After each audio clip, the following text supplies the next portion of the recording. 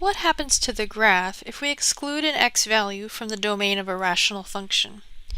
We want to remember that a graph of a function represents all of the points, or the ordered pairs, that result from putting an x value into the function as input and getting out a corresponding y value as output. So we have input comma output that we plot to form this graph.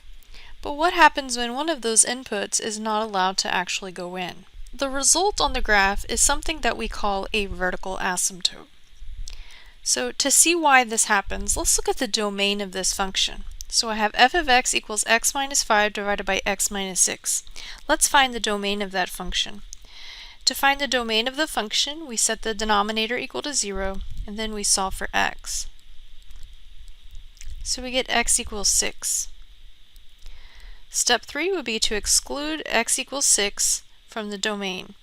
So I'd put a number line, put 6 on the number line, and then put an open circle.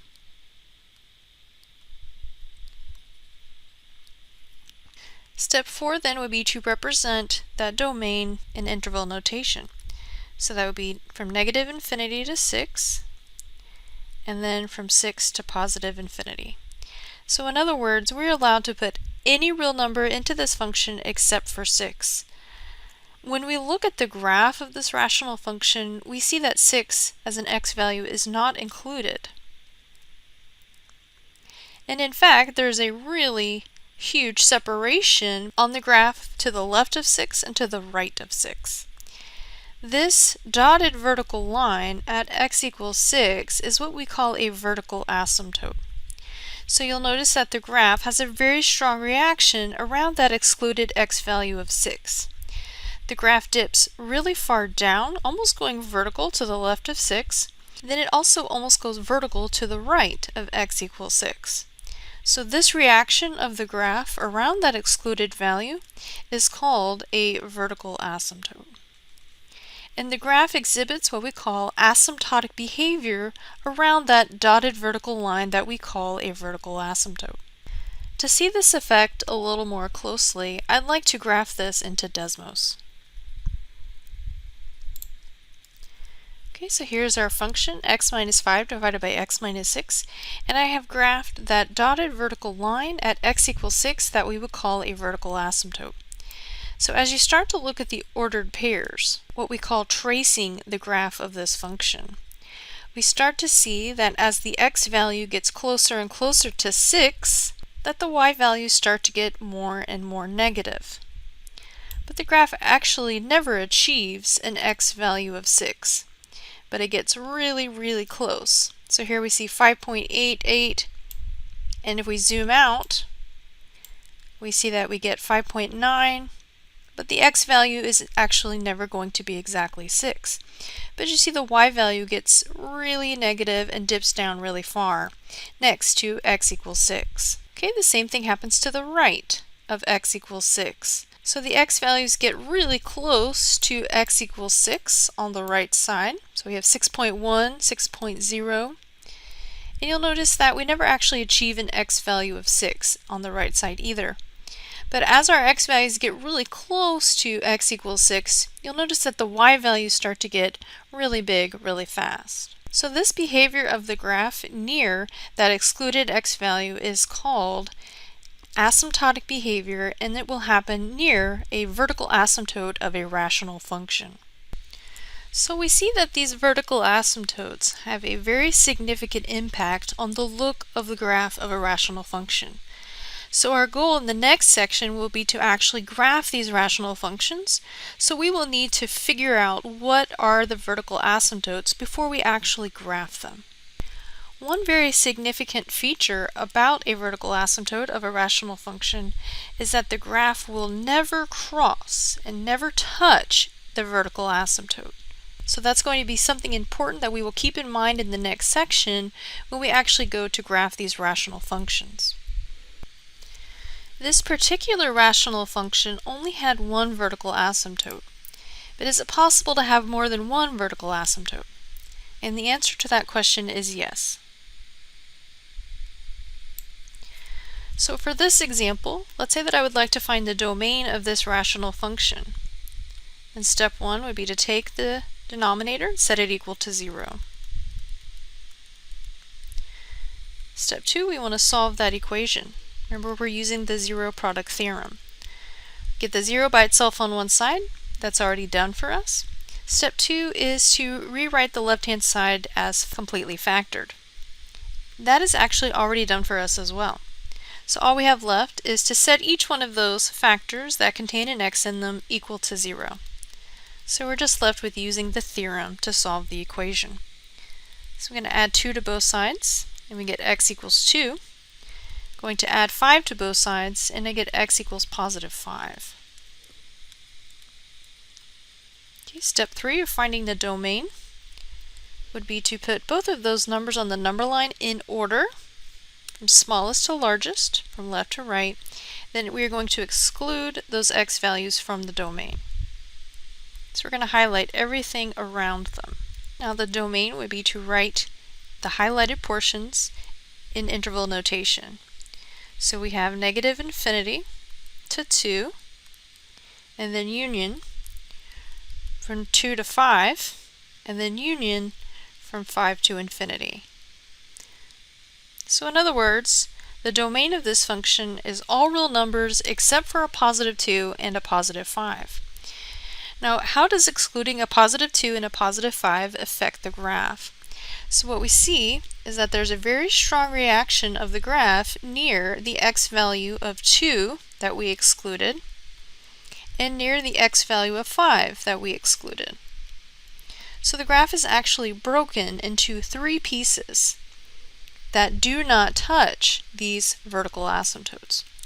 So we get x equals 2 and x equals positive 5 as our vertical asymptotes. So this function has 2 vertical asymptotes. So we notice that the graph goes vertical to the left of x equals 2 and also goes vertical to the right of x equals 2. On the left side the graph goes up, on the right side the graph goes down. When we look at x equals 5, to the left of that vertical asymptote the graph goes vertical going down, and to the right of that vertical asymptote the graph goes vertical but going up. So there's a very strong reaction around both of these vertical asymptotes that splits this graph into 3 separate pieces. And once again we will notice that the graph will never cross or touch a vertical asymptote. So we just saw that the vertical asymptotes are going to occur at those excluded x values from the domain. So how do we actually find the vertical asymptotes of a rational function? So it's going to be the same as the first 2 steps of finding the domain of a rational function. Step 1, we're going to set the denominator equal to 0, and then step 2, we're going to solve that equation for x. These x values are going to represent the x values that were excluded from the domain. The answers that we get after we solve for x are going to represent the equations of the vertical asymptotes for that function. If the answer that you get after solving is not a real number, then what that means is that no vertical asymptote will exist for that rational function. So let's look at some examples of finding vertical asymptotes. So we have f of x equals negative x divided by x plus 7. We're asked to find the vertical asymptotes of the function. Step 1, we're going to take our denominator, we're going to set it equal to 0. Step 2, we're going to solve that equation for x. So I'm going to subtract 7 from both sides. And I get x equals negative 7. Our answer, after we've solved that equation for x, is the equation of the vertical asymptote. So finding the vertical asymptote of a function is actually easier than finding the domain of a rational function. Something that's very significant about your answer is that your answer must always be an equation, and it will always look like x is equal to some number when you're looking for the equation of a vertical asymptote. If you were doing your homework and you say that the answer is negative 7, that would be incorrect. This is not an equation. Okay, so you want to be careful that your final answer for a vertical asymptote always includes x is equal to the number that you got when you solved for x.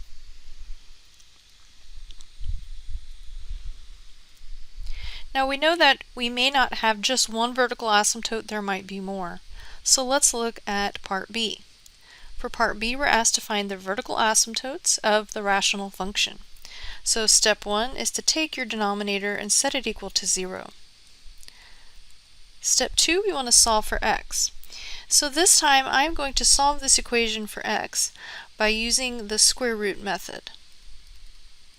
Since there is no linear term, then I am allowed to use the square root method to solve this equation. So I'm going to add 4 to both sides of the equation, and I get x squared is equal to positive 4.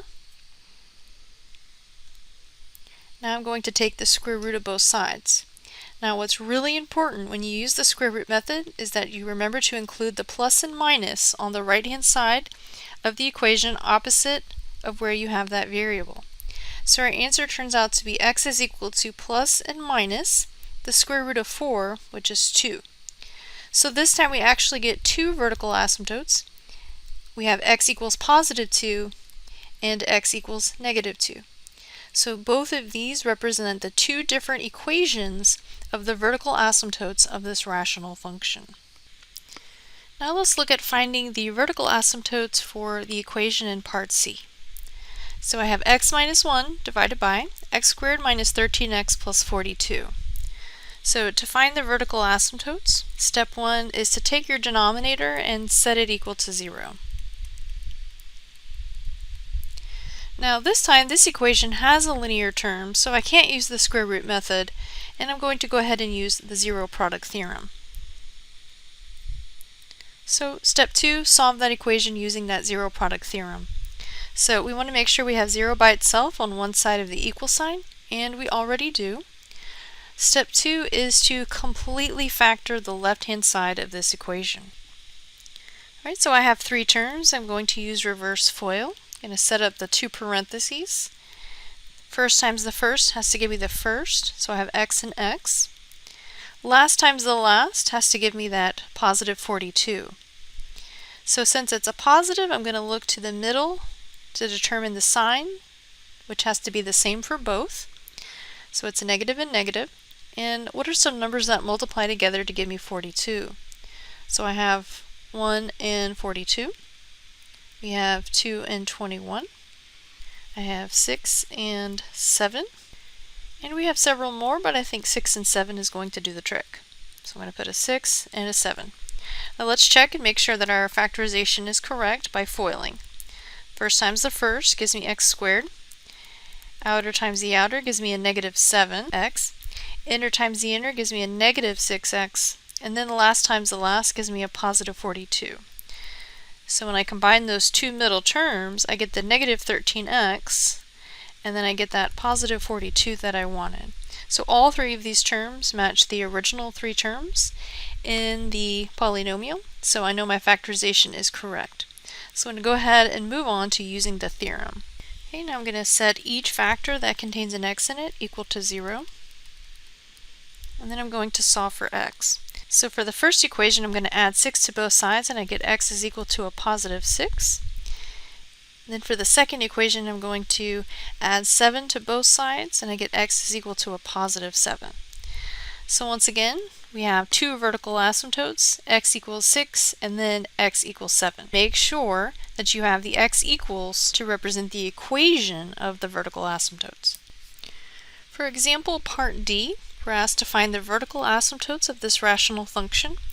So I'm going to take the denominator and we're going to set that equal to 0. And we're going to solve this equation for x.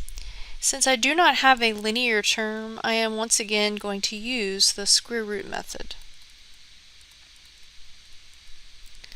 So I'm going to subtract 36 from both sides, and I get x squared is equal to negative 36. Now I'm going to take the square root of both sides. Don't forget to include the plus or minus. Now when we simplify, on the left hand side we get x is equal to, on the right hand side we get plus or minus, and the square root of negative 36, when I put that into my calculator, it says undefined. And undefined is not a real number. So remember, when we take the square root of a negative number, the answer will be undefined, which is not a real number.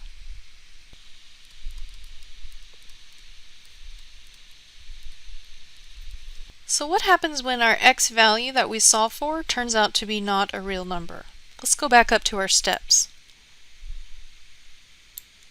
Okay, so this says after you've solved for x, if the answer turns out to be not a real number, then no vertical asymptotes will exist for that rational function.